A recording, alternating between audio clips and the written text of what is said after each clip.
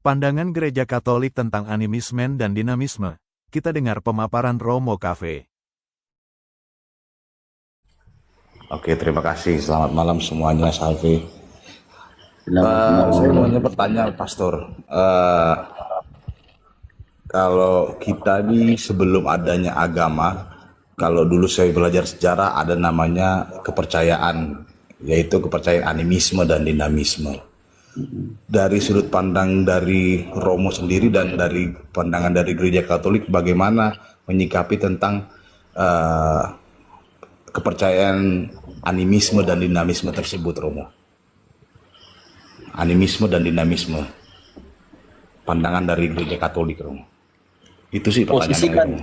Posisikan seperti Paulus punya sikap ketika dia berhadapan dengan politeisme yang ada di Athena. Di dalam kisah 17, Valentinus kisah 17,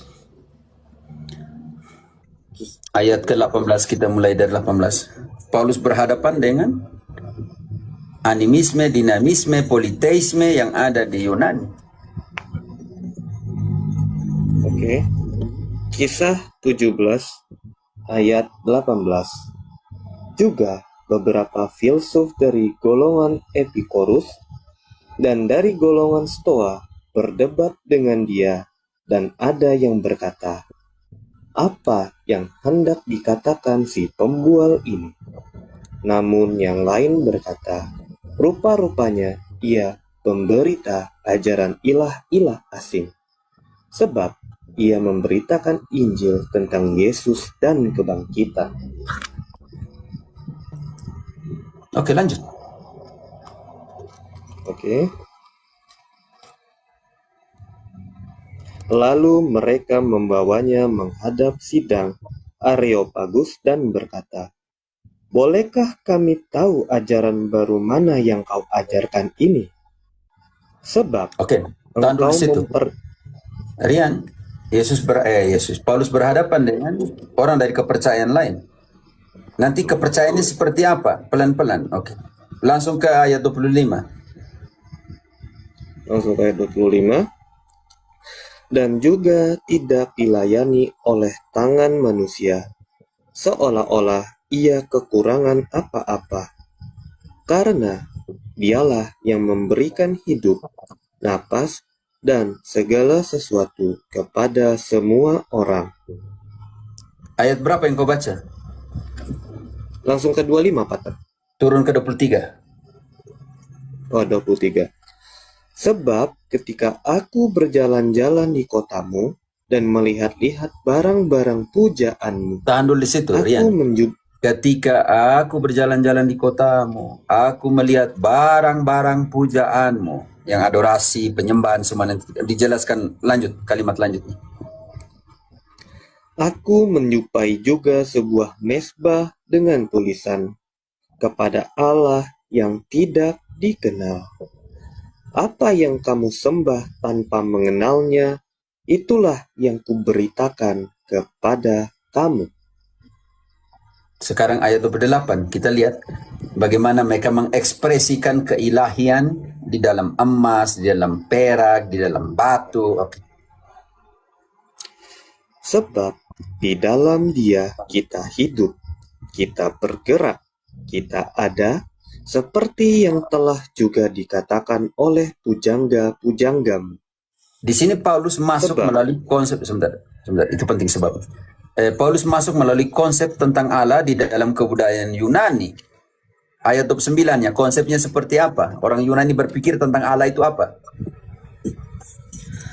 Karena kita berasal dari keturunan Allah, kita tidak boleh berpikir bahwa keadaan ilahi serupa dengan emas atau perak atau batu, ciptaan kesenian dan keahlian manusia. Baik, karena orang Yunani berpikir bahwa Allah itu sama dengan emas, Allah itu sama dengan perak, Allah itu sama dengan ukiran yang mereka buat. Disitulah Paulus masuk untuk mewartakan, untuk memberikan pengetahuan yang benar tentang Allah, tapi menggunakan kearifan mereka punya. Di dalam Dia kita bergerak, kita ada dan kita hidup seperti yang dikatakan oleh pujangga-pujanggamu. Paulus di situ tidak masuk dan menghancurkan. Justru Paulus mengarahkan mereka masuk dalam konteks budaya Yunani, lalu jelaskan tentang Allah itu. Lanjut ayatnya, bagaimana orang-orang akan ikut Paulus. Beberapa tolak, tetapi berapa orang ikut Paulus. Hebat sekali Paulus di situ. Lanjut. Tanpa memandang lagi zaman kebodohan, sekarang Allah memerintahkan semua orang di mana saja untuk bertobat. Karena Ia telah menetapkan suatu hari ketika Ia dengan adil akan menghakimi dunia oleh seorang yang telah ditentukannya. Sesudah Ia memberitakan kepada semua orang suatu jaminan tentang hal itu dengan membangkitkan Dia dari antara orang mati. Paulus Ketika mulai mereka menjelaskan tentang mendengar- Yesus. Setelah itu dia menjelaskan Yesus. Dia masuk melalui budayanya, cara berpikir tentang Allah dari orang-orang Yunani, politeisme, dinamisme, animisme yang engkau maksudkan dalam pengertian itu, masuk melalui cara konsep mereka, lalu jelaskan tentang Allahmu itu seperti apa. Seperti Paulus seperti itu. Lalu lanjut. Ketika mereka mendengar tentang kebangkitan orang mati, ada yang mengejek, dan yang lain berkata, "Kami ingin mendengar engkau berbicara lagi tentang hal itu." Engkau harus berbicara tentang Allahmu di hadapan mereka. Lanjut. Ada yang mengejek engkau, ada yang menentang engkau. Sekarang apa yang terjadi? Lanjut. Lalu Paulus meninggalkan mereka. Namun beberapa orang menggabungkan diri dengan dia dan menjadi percaya. Di antaranya juga Dionysius, anggota majelis Areopagus, dan seorang perempuan bernama Damaris, serta orang-orang lain bersama mereka. Karena itu sangat jelas di situ. Kalau pertanyaan bagaimana animisme, dinamisme, engkau tidak mau kasih hancur seperti Paulus menghancurkan kebudayaan Yunani, Rian? Ya betul Romo dari ayat itu. Paulus menghancurkan kebudayaan Yunani, engkau hati-hati dalam jawaban. Engkau jawab sesuatu yang tidak sesuai dengan yang ada dalam kitab suci. Yang kita baca tadi, Paulus menghancurkan kebudayaan Yunani tentang konsep tentang Tuhan. Tidak. Kalau kebudayaan tidak.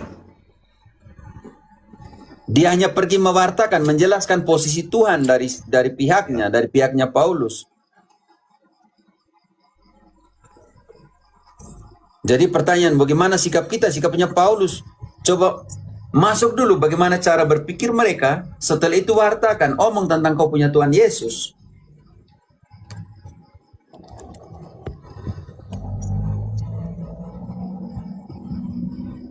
Bisa mengerti, Om Rian? Ya, saya mengerti, Romo. Saya mengerti. Artinya Paulus tidak menghancurkan budaya itu, tapi Paulus langsung menceritakan bagaimana budaya juga dari Yesus yang diceritakan dari Injil tersebut. Namun Romo, satu yang sedikit tambahan lagi, Romo, yang pengaplikasian animisme di zaman sekarang, contoh seperti kami yang budaya dari suku Batak, berbicara kepada leluhur seperti melakukan suatu pesta untuk seperti kalau di orang Batak itu mengangkat tulang belulang dari kubur, tulang belulang untuk ditaruh di rumah. Apakah itu bertentangan dengan ajaran Katolik atau ajaran dari kitab suci tersebut, Romo? Ketika orang Israel keluar dari Mesir, mereka bawa tulangnya siapa?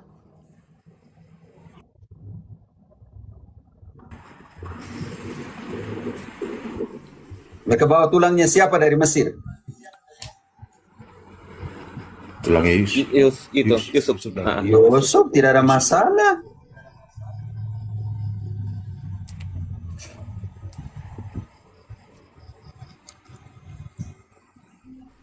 Gitu, Romo.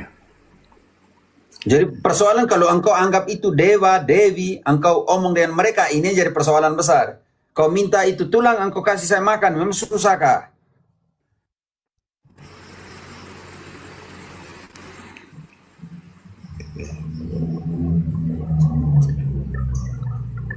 Makanya kita bongkar semua kitab suci. Kalau itu buat apa mereka bawa Yusuf punya tulang dari Mesir?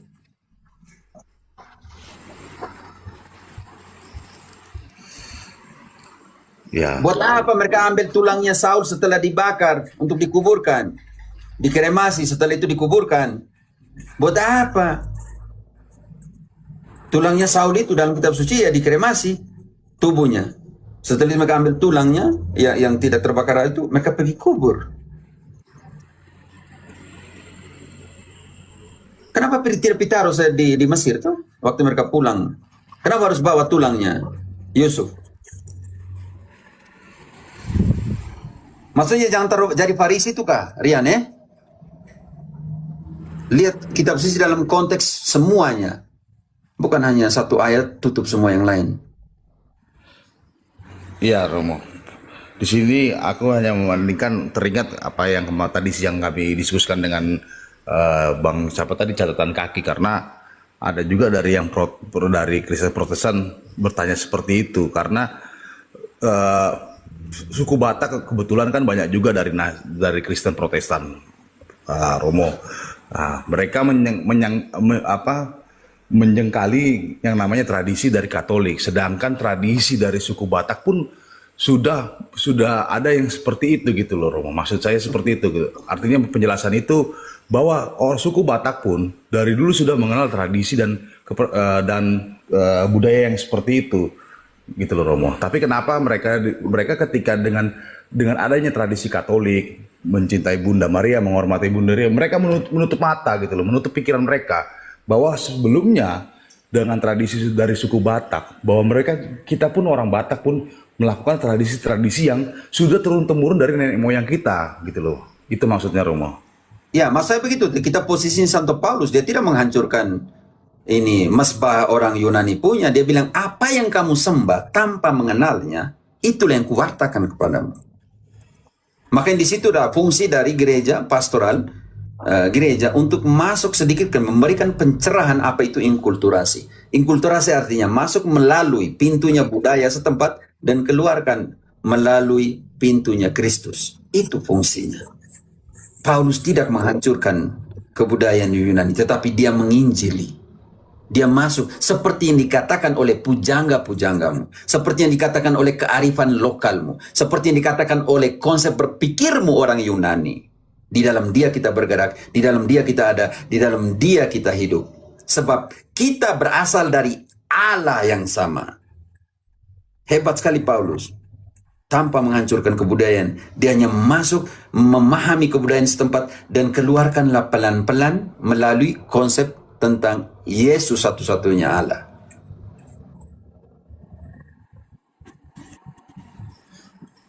Iya, Romo. Contoh kecil ini. Contoh, Yesus pergi ke perkawinan di Kana atau tidak? Yesus pergi perkawinan Kana tidak, Om Rian? Iya, Artinya dia masuk ke tradisi manusia atau tidak? iya betul, Romo. Di mana di kitab suci Tuhan bilang kamu buat pesta pernikahan? Tidak ada. Aduh. Di mana Yesus bilang di dalam kitab suci, di dalam perjanjian lama bilang, kamu harus buat pesta pernikahan. Tidak ada, Romo. Dan kalau anggur habis, Yesus, engkau adalah Allah, engkau harus, ini kultur manusia, tradisi, engkau harus ubah air jadi anggur.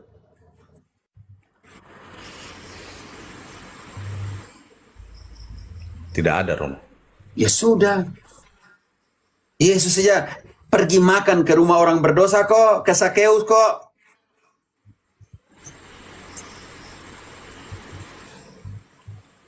Di dalam larangan Yahudi, seorang imam jangan mencemarkan dirinya dengan orang berdosa. Ketika perumpamaan orang Samaria yang baik hati, imam dan orang Lewi pergi sentuh korban atau tidak? Mereka pergi sentuh atau tidak? Yang korban yang jatuh itu. Iya, sentuh. Di dalam perumpamaan orang Samaria yang baik hati, Naiklah pertama imam, yang kedua orang Lewi, artinya pembantu imam di bait suci. Ketika mereka melihat orang yang jatuh di tangan penyamun itu, luka dan semuanya, mereka pergi bantu atau tidak? Tidak, Romo. Tidak dibantu. Tidak. Kenapa? Karena aturan Yahudi tidak boleh. Seorang imam tidak boleh.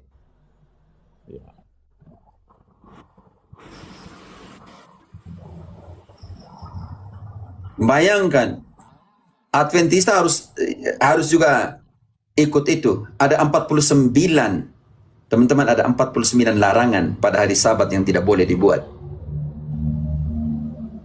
Contoh paling kecil.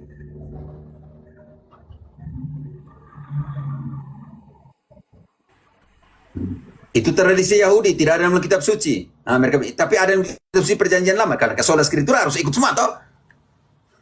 Nah, itu tadi yang mau saya hubungkan ke situ, Romo.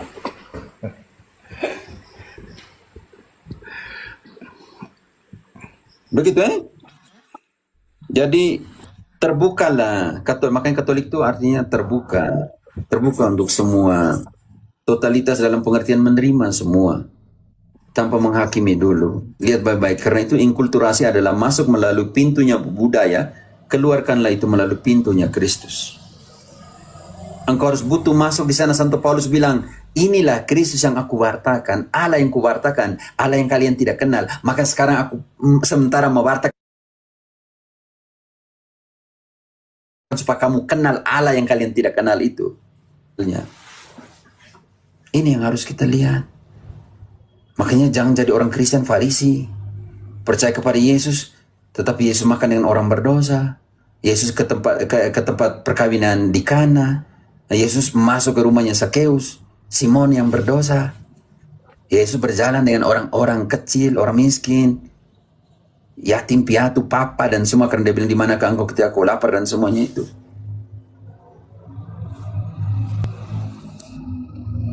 Tolong ya, jangan hanya pilih ayat ini, oh ayat ini enak ya untuk diomongin ke sana. Kesian orang Batak ya, punya budaya yang bagus sekali. Ketika Injil harus masuk untuk mengevangelisasi, kalian hancurkan kebudayaan nenek moyang kita, orang Batak. Yang perlu dievangelisasi, yang perlu diterangi dalam firman Allah, dalam Yesus, bukan menghancurkan dengan masuk langsung kasih hancur. Kesian loh. Ternyata yang berhala itu apa, Rian? Bantu De Valentinus. Berhala tuh ini, Efesus 5 ayat 5. Efesus 5. Daripada kamu bakar ulos-ulos, kamu lihat ini penyembahan berhala tuh ini nih, Efesus 5:5. Bukan ulos yang diomong di situ. Karena Sekalian yang lain mute-kan dulu. Ini saya yang mute-kan mic. Efesus 5 ayat 5. Karena ingatlah ini baik-baik. Tidak ada orang cabul, orang cemar, atau orang serakah. Artinya penyembah berhala. Rian, di situ ada ulos yang penyembahan berhala? Disebut situ ulos? Tidak. Kolose 3 ayat 5 ada 5 hal. Kolose 3 ayat 5.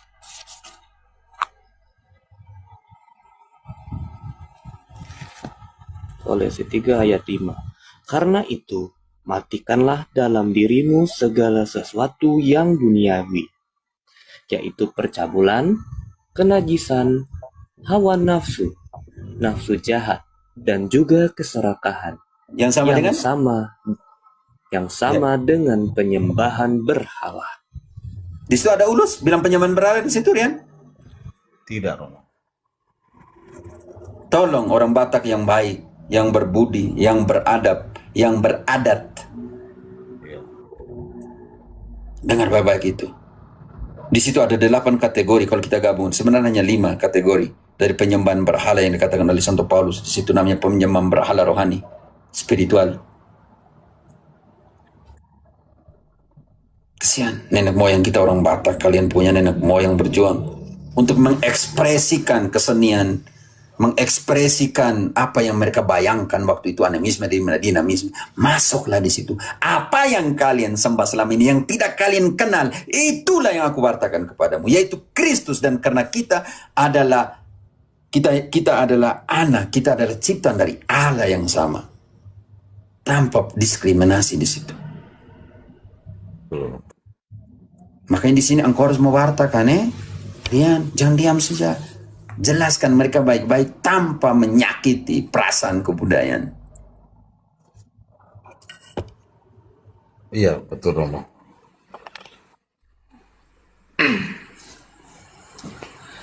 Ya itu yang saya sampaikan juga tadi siang juga Romo, karena kita sebagai orang Batak juga, kebetulan saya orang Batak, tidak bisa memungkiri yang namanya adat istiadat dan budaya seperti itu gitu Romo.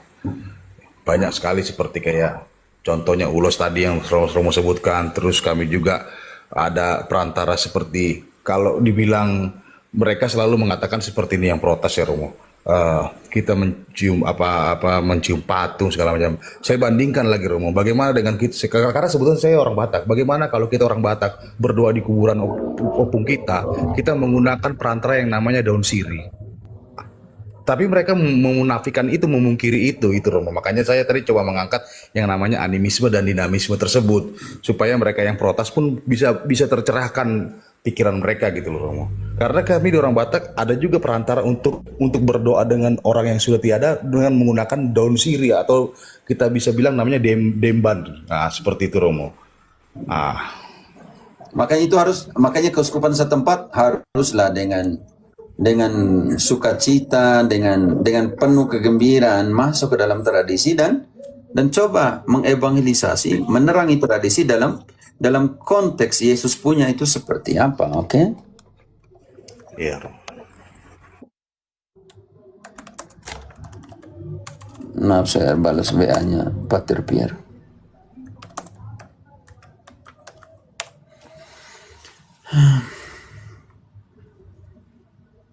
Ya karena dia orang suku Batak ya, dia orang Batak, makanya dia ngomong seperti ini. Contoh ini ya, betapa Paulus tuh punya masuk dalam konteksnya bagus sekali ya.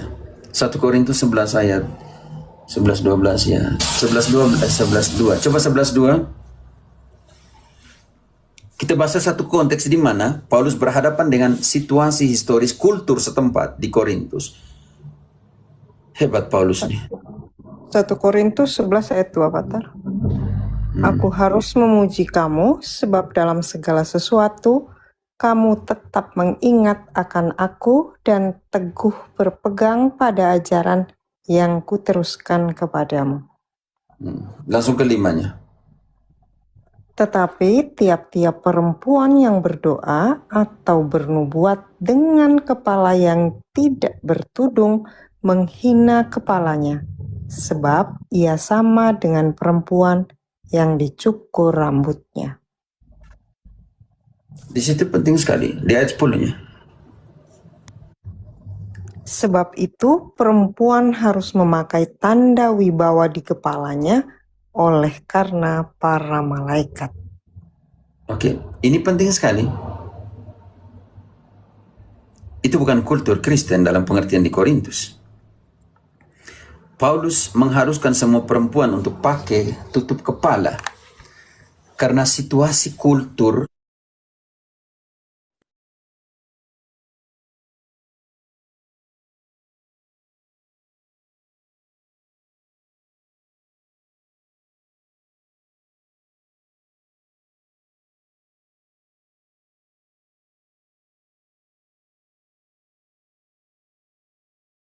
ke kuil itu, seks ya, dalam pengertian ini. Karena itu Paulus mengharuskan semua perempuan di Korintus untuk pakai tutup kepala. Supaya apa? Supaya perempuan-perempuan yang dulunya kerja di kuil-kuil ini yang cukur kepalanya, ketika mereka jadi Kristen. Karena apa? Karena di dalam bab 16, lanjut dulu sedikit ini, di dalam bab 16 ayat kedua, setiap minggu mereka berkumpul. Pada hari pertama dari tiap-tiap minggu, hendaklah kamu masing-masing sesuai dengan apa yang kamu peroleh, menyisihkan sesuatu dan menyimpannya di rumah, Oke, supaya terus cukup jangan sampai situ. Friska, kenapa hari tiap-tiap minggu engkau turun ke Kisah 20 ayat ke-7, Ginting? Di sana kita akan temukan mereka di Korintus, sambil mereka memecahkan roti, mereka juga membawakan persembahan bantuan untuk misi. Kita lihat contoh, langsung bandingkan di Kisah 20 ayat ke-7. Ginting ada di sini? Yuk. Kisah 20 ayat 7. Pada hari pertama dalam minggu itu, ketika kami berkumpul untuk memecah-mecahkan roti, Selesai, Paulus Friska. berbicara. Mereka tiap-tiap minggu mereka pecahkan roti, mereka juga datang bawa persembahan untuk misi. Dan ada persoalan di situ. Bagaimana dengan perempuan-perempuan yang kerja di pekerja seks di berhala, maaf, di kuilnya Dewi Kesubur, maaf menggunakan kata itu, mereka jadi Kristen. Kalau seandainya mereka pergi dengan rambutnya belum tumbuh, Rian, semua orang akan lihat, oh itu dulu kerja di mana? Atau itu kerja di mana?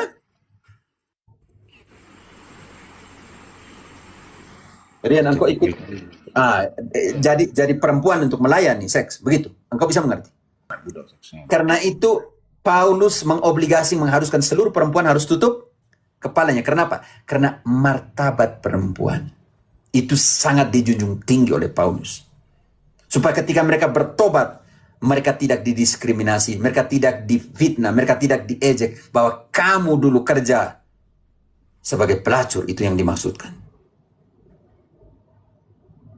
Bagaimana situasi budaya setempat, pelayanan di kuil itu ketika mereka jadi Kristen dan Paulus masukkan di situ, jelaskan kita semua ini sama.